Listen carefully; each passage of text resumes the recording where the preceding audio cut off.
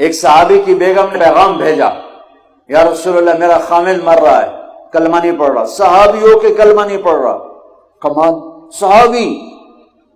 اب بھاگ کے گئے، ہم نے کہا بیٹا کلمہ پڑھ، پڑھوانے والے نبی، پڑھنے والا صحابی۔ کہا جی پڑھا نہیں جاتا، بول رہا ہے کلمہ نہیں پڑھا جا رہا۔ آپ نے کہا کیوں؟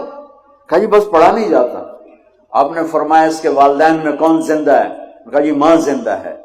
تو آپ نے کہا اس کی ماں کو بلاؤ، وہ ماں آ گئی۔ آپ نے فرمایا علقمہ کی ماں تو بیٹے سے ناراض تو نہیں؟ سننا بچوں، غور سے سننا، یہ بچیاں بھی غور سے سننا۔ کہا جی میں ناراض ہوں، ناراض ہوں۔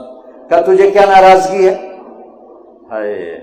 کہ یا رسول اللہ مجھے اس کے دین کا کوئی گلہ نہیں ہے، بہت نیک بچہ ہے، راتوں کو اٹھ کے تہجد پڑھتا ہے، نفلوں میں کھڑے ہو کے قرآن پڑھتا ہے، دن میں روزے رکھتا ہے، لیکن بس مجھ سے جب بولتا ہے تو بدتمیز ہو کے بولتا ہے، میرا دل چیر کے رکھ دیتا ہے جب مجھ سے بات کرتا ہے، بس مجھے